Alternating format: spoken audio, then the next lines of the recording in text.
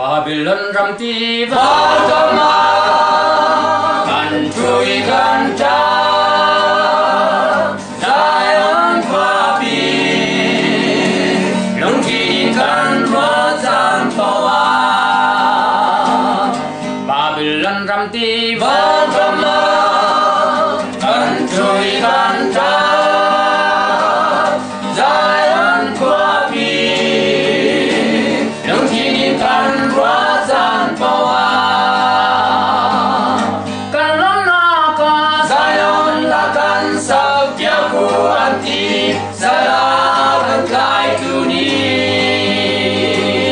Zaidin dami pundang rama Lakan sakola Kalong naka Zion lakan sabyaku anti Salakan kai kuni Zaidin dami pundang rama Lakan sakola Sutinkan ya kami Jerusalem kanin pilatun Kan olehku dicarset namanya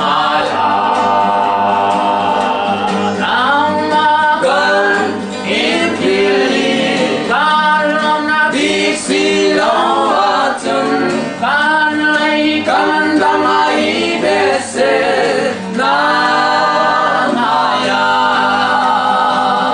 Babylon ramti vagama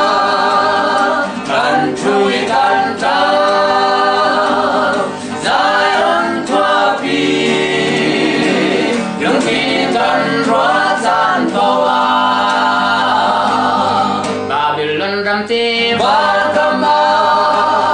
Kantui kanta Zion papi Lungkitan razan pawa Kalong naka Zion lakan sabyaku anti Salakan kai kuni